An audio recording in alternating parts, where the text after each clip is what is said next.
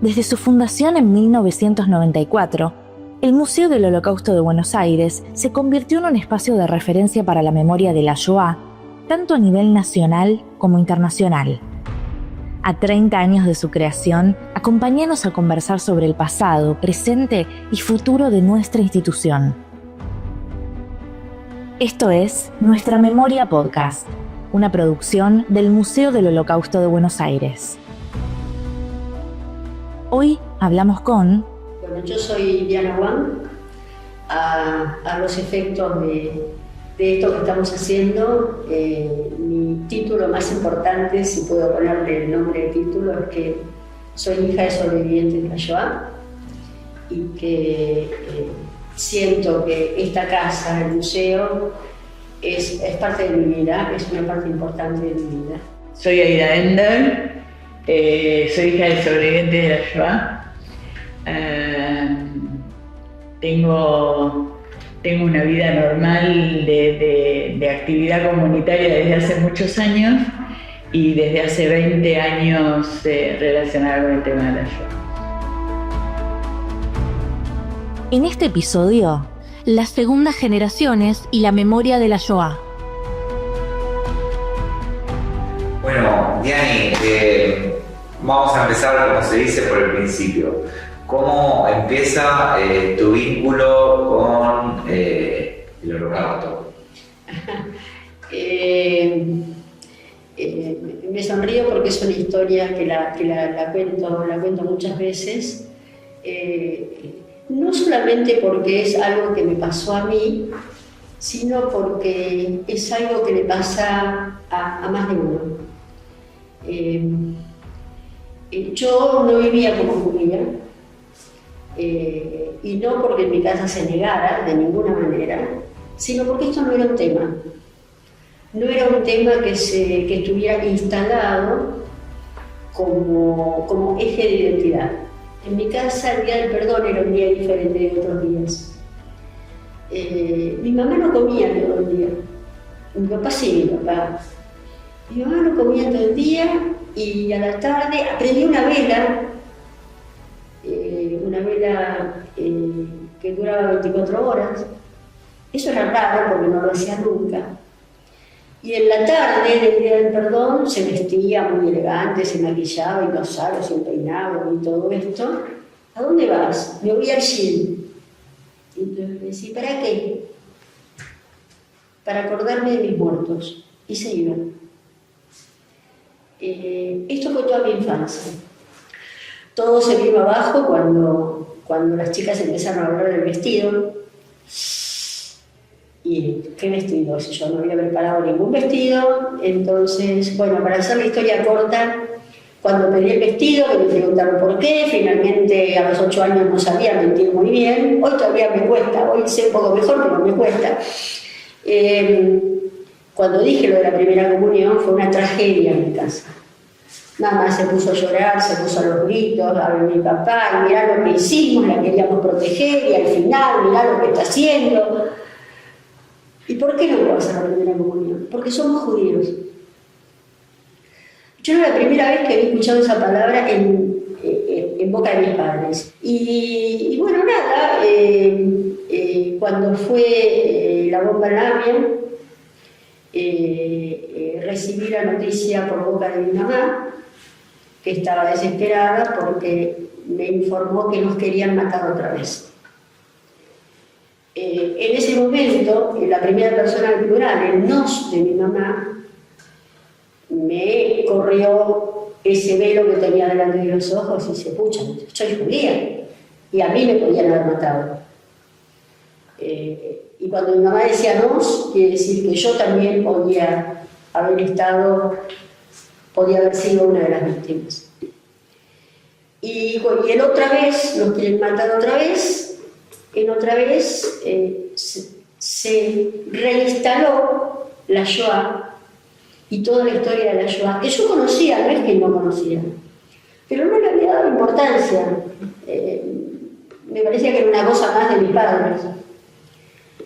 Entonces se juntaron la Shoah, los judíos, y empecé a buscar gente gente que estuviera cerca del tema, pares con los cuales interactuar, conocer, saber, consolarme, aprender, lo que fuere.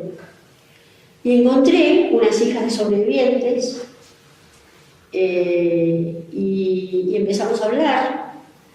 Y fue una revelación absolutamente luminosa, choqueante, y entonces me acerqué a lo que todavía no era el Museo del Holocausto, se llamaba Fundación Memoria del Holocausto, que funcionaba en la calle de Rivadavia, en las oficinas de FACMA, en la sede de FACMA, y ahí empezamos a reunirnos, hijos de sobrevivientes, y wow, fue un flash, porque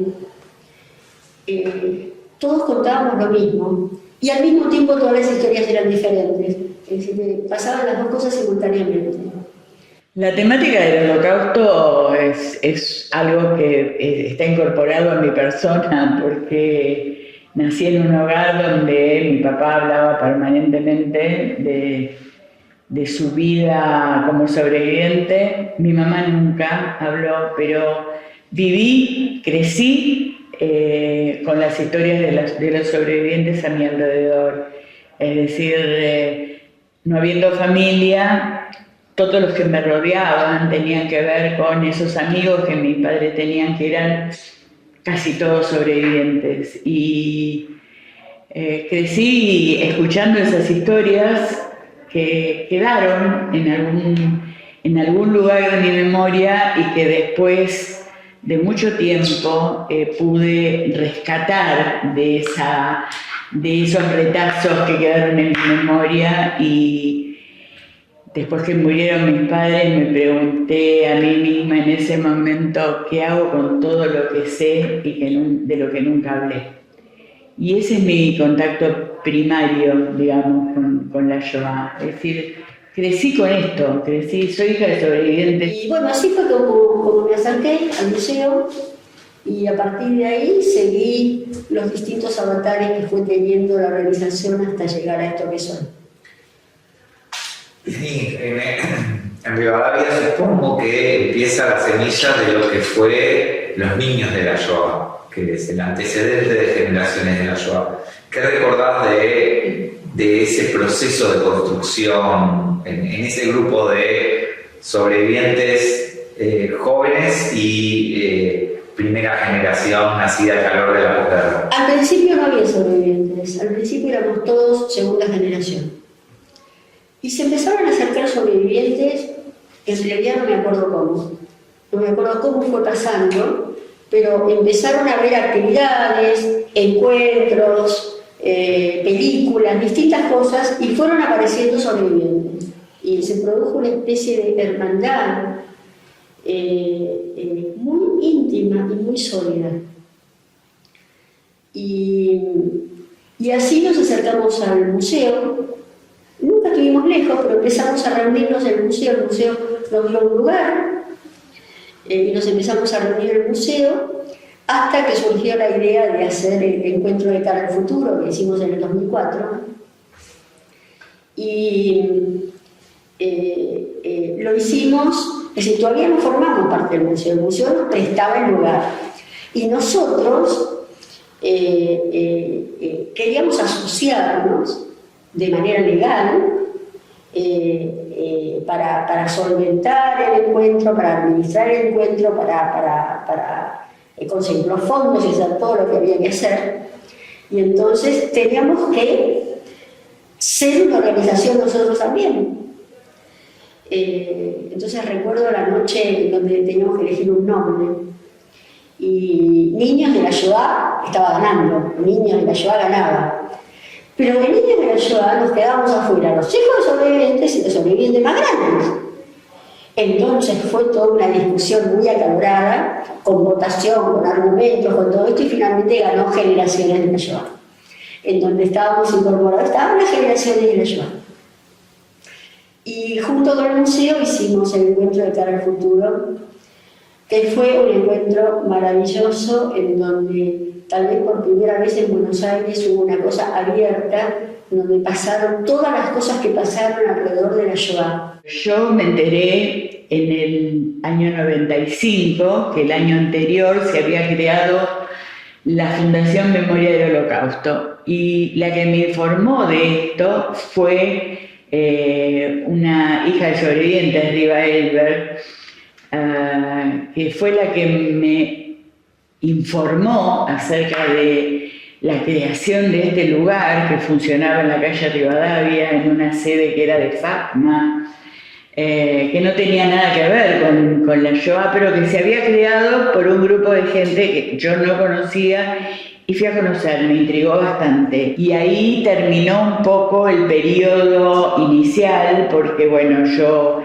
empecé a viajar mucho a Canadá, viajaba cada mes y medio viajaba a Canadá, porque mis padres se enfermaron, ellos vivían allá y empezaron a tener problemas, y yo no tenía nadie que se ocupara del tema. Y mi mamá estuvo internada casi un año con ACV, mi papá tenía Alzheimer. Bueno, el tema es que en ese momento me desconecté hasta el año 2003. En el 2003 conocí a Diana en un discurso que ella dio en Plaza Lavalle en el aniversario del atentado a la AMIA. Y yo la escuchaba y decía, esto es lo que yo quiero. Ella representa un poco lo que a mí me gustaría hacer con todo este bagaje de historias que tengo en mi haber.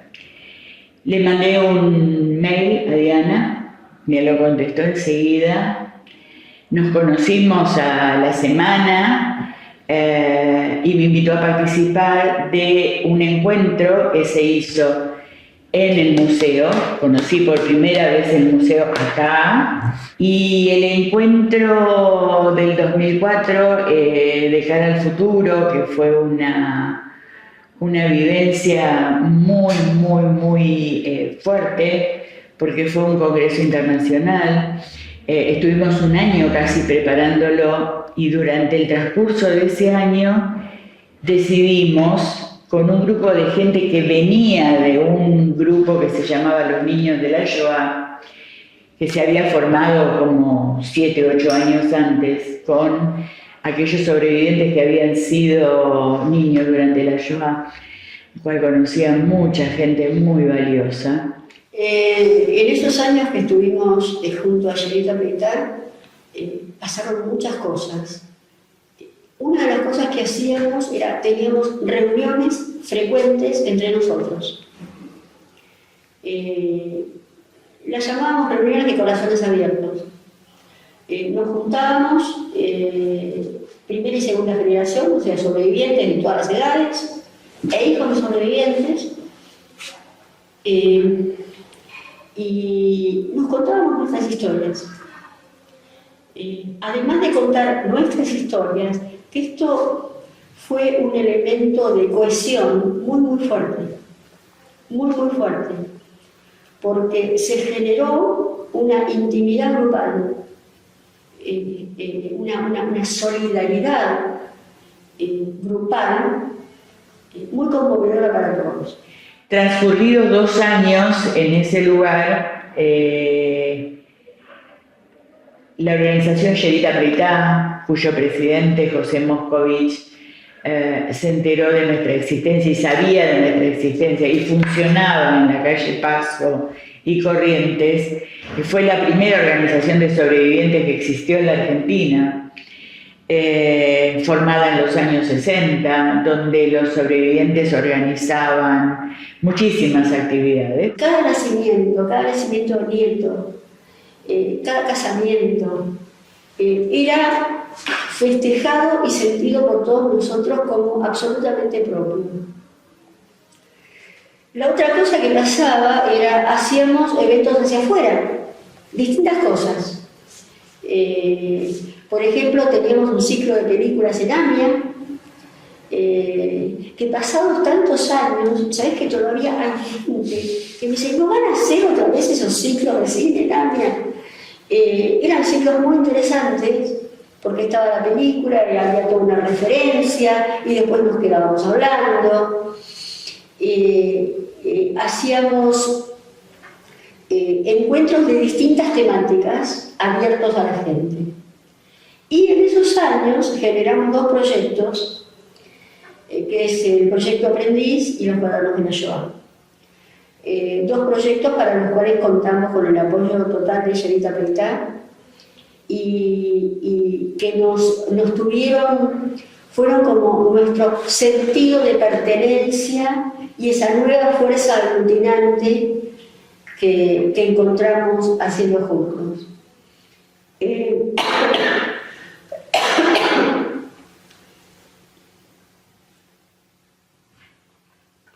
Tanto el proyecto Aprendiz como los cuadernos de la Shoah empezaron como una idea, a ver qué pasa. Fuimos aprendiendo sobre la marcha cómo hacerlo. Siempre decimos en cada grupo, tuvimos 13 grupos de Proyecto Aprendiz, casi 150 aprendices. No parece mucho, pero era un trabajo artesanal. Trabajábamos muy cerca de cada aprendiz y de cada sobreviviente, asegurándonos que la experiencia fuera una experiencia de vida, una experiencia sanadora, una experiencia enriquecedora. Y nos fuimos a Yerita Peitá, es decir, funcionábamos como dos organizaciones, cada una por su lado. Y para eso tuvimos dos proyectos estrella, dos proyectos que casi empezaron al mismo tiempo, en el mismo año 2009.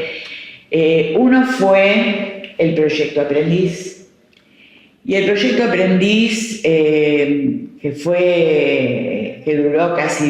duró 10 años. Un joven conocía a un sobreviviente y tomaba contacto con él le contaba su historia y el sobreviviente no solamente le contaba su historia durante la Shoah, sino quién había sido antes y quién había sido después y cómo había continuado su vida después. La idea era que esa historia y la persona del sobreviviente quedara impregnada en ese joven y que el día de mañana, cuando ya ese sobreviviente no pudiera hablar, ese joven fuera el que pudiera contar cómo era, cómo se llamaba, cuántos hijos tenía, qué hacía durante las entrevistas, cómo lo recibía. Todo esto que dije antes tenía que ver con la persona del sobreviviente. Y no solamente esto, a lo que apuntábamos era a que el joven tuviera que esa experiencia, cómo influía en él en forma personal. Es decir, cómo ese relato, la historia que escuchaba, lo que veía en los encuentros, lo que sentía en los encuentros, básicamente lo que sentía en esos encuentros, cómo modificaba su propia vida, cómo influía en su propia vida. Y realmente ese fue el éxito del proyecto Aprendiz. Porque puedo dar montones de ejemplos, desde sobrevivientes que fueron testigos de casamiento de los jóvenes que contraían matrimonio, hasta ser el invitado en las fiestas judías. Se invitaban mutuamente en Pesaj y en Rosh Hashanah. Se establecía un contacto como de nietos a abuelos, pero que no tenía que ver con la cosa familiar, sino tenía que ver con esa vivencia tan profunda que habían experimentado en esas entrevistas. Y al día de hoy tenemos 150 jóvenes que hicieron el proyecto. Y el otro proyecto que un poco fue idea tuya, tengo mucho orgullo en hablar de este proyecto porque fui la editora desde el principio de una publicación anual que se llamó Cuadernos de la Shoah y se sigue llamando Cuadernos de la Shoah, de la cual hicimos 9 ejemplares.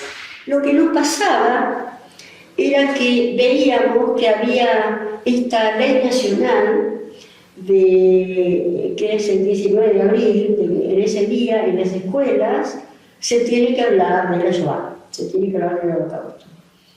Y lo que empezamos a observar, porque íbamos, porque esta es una cosa que también es importante que hacíamos, dábamos mucho testimonio en las escuelas, los sobrevivientes y algunos de los hijos, y entonces veíamos por la forma, por lo que se nos preguntaba, por cómo se encaraba la cosa, que los docentes no sabían muy bien qué era lo que había pasado y por ende no sabían muy bien cómo enseñarlo.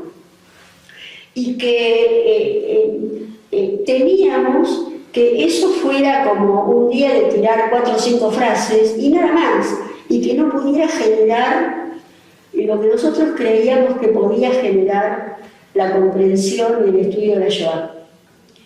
Entonces pensamos en los cuadernos de la Shoah. Y se llama cuadernos por eso, porque pensamos en la escuela y también pensamos en los cahiers de cinema franceses, que eran los cuadernos de cine, pero esa es una pretensión más sofisticada que teníamos. Y lo que decidimos hacer es encarar los cuadernos, cada uno con una temática específica, para darles elementos a los docentes para que trabajaran con los alumnos de una manera más creativa, más divertida, más interesante. Cuando Jonathan Katzenbaum dejó de ser el director ejecutivo de Generaciones de la Shoah, empezó un camino diferente. Llegó Jonathan Epstein en esta tarea, pero Johnny empezó a trabajar en el museo. Johnny fue contratado por el museo. ¿Después de cuánto? ¿Unos meses? Un año. No. Y creo que él sembró la semilla que nosotros habíamos querido que floreciera durante todos estos años. Y creo que entre él, entre Ariel Shapira, entre Marcelo Mindlin, lograron la incorporación de Generaciones de la Shoah al museo.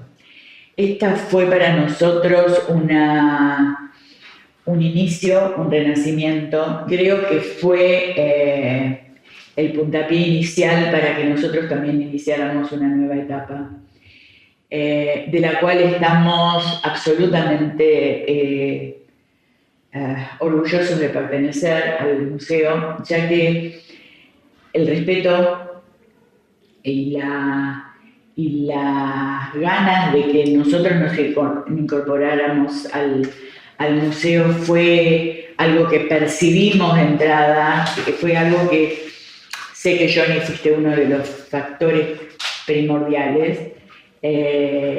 aunque no quiera restarle importancia. La gestión de Ariel, que empezó a charlar con nosotras, con Diana y conmigo, Ariel Shapira, al cual vemos muy poco, pero está siempre presente, siempre. Y bueno, nos incorporamos en el 2018, hicimos el último cierre de Proyecto Aprendiz en el Seminario Rabínico, ya incorporados al Museo de la Shoah, y fue ese prácticamente el inicio, y estamos con nuestro grupo de generaciones, con más o menos gente, haciendo lo que queremos hacer dentro del museo. Se acercó a nosotros Ariel Shapira y secretaria general. Era secretaria, sí, pero persona deliciosa, muy comprometido con el tema del Holocausto, muy interesado en poner en valor todo esto y en darle el vuelo que siempre mereció tener y que nunca había podido. Y tal vez les pareció que podíamos traer contenido y podíamos traer gente atravesada personalmente por el tema como somos los hijos y los sobrevivientes. Y fue una gran alegría para nosotros, porque este es el lugar donde teníamos que haber estado.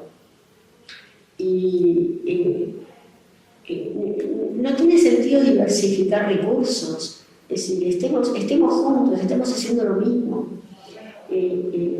potenciémonos unos a los otros, y esto es lo que está pasando, y esta nueva administración apoya absolutamente las ideas, las iniciativas, y nos da fuerza y nos sostiene. Decís nueva, pero del 2018 a hoy ya van más de 6 años de todo este proceso, con pandemia de por medio, pero quiero llevarte a un momento muy particular, que es el finales del año 2019 y la inauguración de este nuevo museo. ¿Cómo fueron tus sensaciones en aquel momento? Tuvimos un tiempo funcionando en el seminario rabínico en la calle José Hernández, y ya ahí era otra cosa. Se había preparado una exhibición piloto, una exhibicióncita chiquita, que daba una idea de lo que iba a ser esto. Y estábamos muy entusiasmados. Veíamos que la gente que estaba a cargo de este proyecto le importaba de verdad. Estaban poniendo, como decimos, toda la carne a la parrilla. Estaban haciendo las cosas como había que hacerlas, y se produjo una sinergia de todos, de apoyar, de sostener, de colaborar en la medida que pudiéramos. Y la inauguración de esta casa, no te puedo decir, no sé, recuerdo el día, antes de la inauguración, me acuerdo venir a la obra, y los escombros y los cascotes y la mugre y todo esto, y yo que no entendía, ¿y cómo iba a ser esto? Y yo participé de las reuniones en donde se armaba todo esto, y la verdad que no entendía muy bien cómo iba a ser, qué iba a pasar, y veía que los expertos que estaban ahí eran expertos, y entonces me daba una gran tranquilidad. Entonces yo me decía, bueno, Diana, vos no entendés, pero seguramente va a estar bien. Así que el día de la inauguración, cuando llegué, estaba todo terminado. No lo podía creer. Me pareció una belleza, me pareció un logro. Estaba orgullosa, como si yo hubiera puesto cada ladrillo de este lugar, como si yo hubiera pintado, como si yo hubiera barrido. Recordé los distintos museos del Holocausto que conozco varios. Este es fantástico. El orgullo de estar en este lugar chico, porque no es muy grande, no es enorme como el Museo del Holocausto de Washington o como Yad Vashem, pero tiene todo, y la cosa de que sea interactivo, que es tan amigable, bueno, nosotros también, pero tener esto en Buenos Aires, en mi lugar, esto que está al mismo nivel, y en algunos sentidos más que los grandes museos del mundo, bueno, fue, decir un placer es poco. Y bueno, y lo que ha seguido después de esos años, tuvimos la mala suerte de la pandemia, pero como buenos judíos que somos, tomamos la desdicha como un desafío para hacer otra cosa. Esto es una cosa que los judíos por miles de años estamos entrenados en hacer. Las desdichas no nos abaten. Ese día fue algo...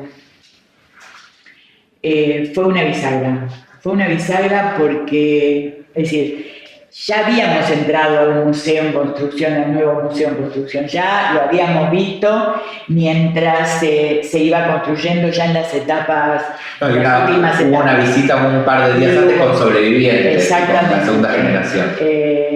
Y ese día fue ver la calle cerrada, ver todas las sillas, ver las personalidades, sentirnos parte de este lugar, sentir que nosotros estábamos también contribuyendo a hacer historia, a sentirnos parte de esa historia que estaba empezando con el nuevo museo. Es decir, desgraciadamente después vino la pandemia y hubo que cerrar todo, pero ese 1 de diciembre fue una fecha, ¿cómo diría? Un feriado.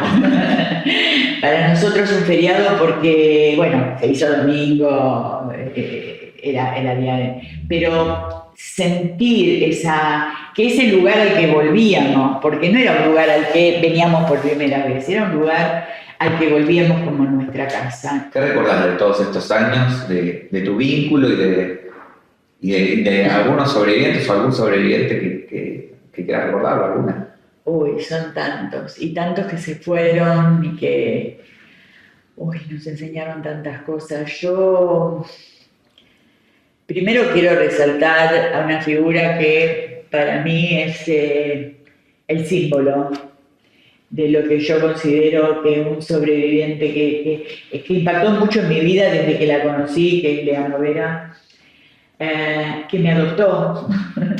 Me adoptó como hija, soy hija adoptiva de Lea Novera y es un orgullo, y siempre lo digo. Diana también es hija adoptiva. Lea Novera es como que sintetiza, fue a la que más acompañé a dar testimonio. Acompañé a muchos sobrevivientes, ahora lo voy a... con Lea me pasa algo muy especial. Lea Novera tiene 97 años. Y yo la sigo viendo ahora igual que cuando la conocí hace 20 años atrás. Puede dar un testimonio de su vida, pero puede hablar de todos los temas que tienen que ver con la vida y la sociedad que queremos, que aspiramos a que exista.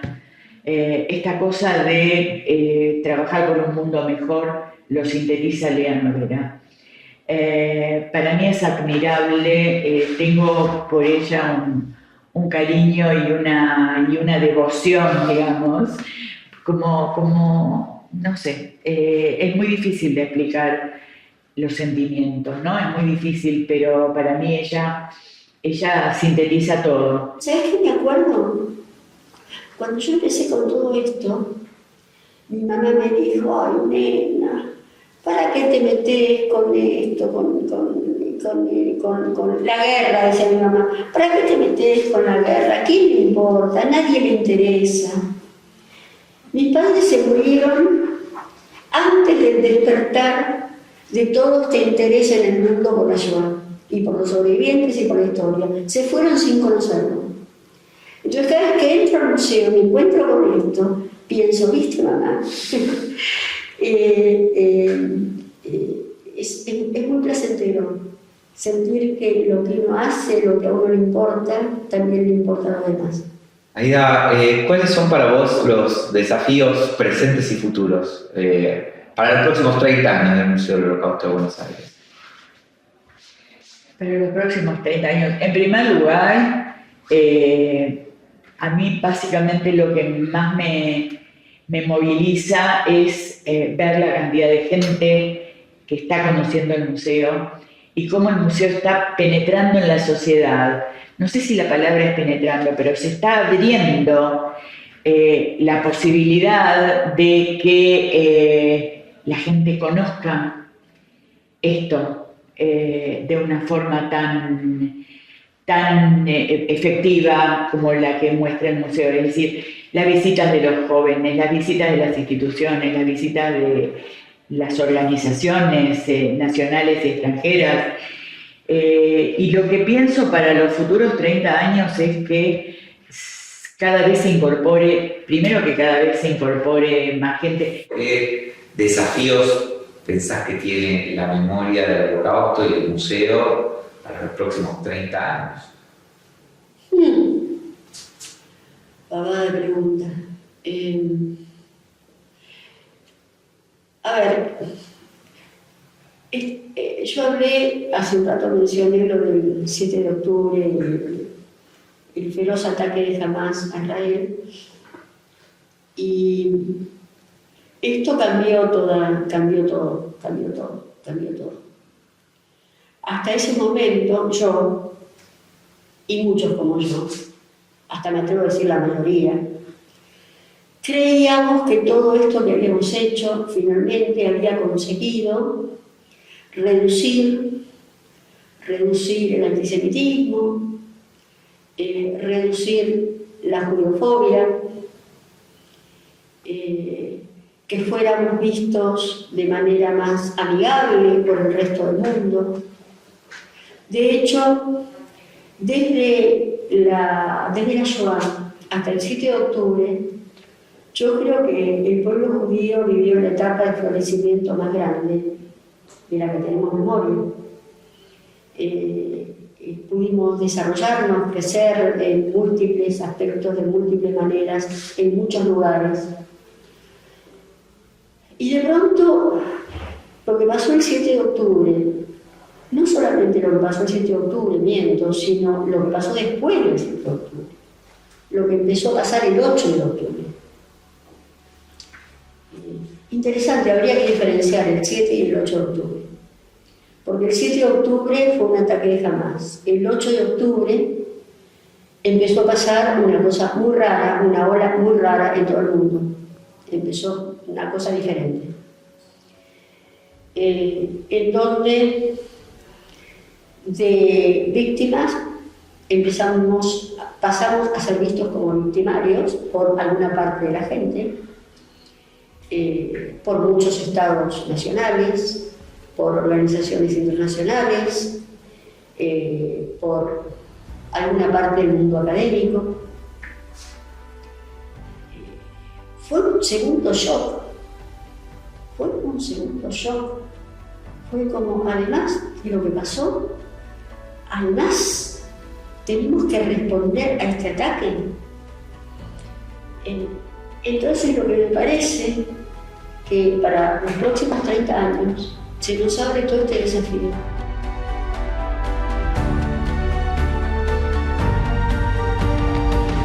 Esto fue Nuestra Memoria Podcast. Seguimos en @Museo Shoah en todas nuestras redes. Idea y realización integral, Jonathan Karzenbaum y Federico Treger. Locución y grabación, Juliana Fink.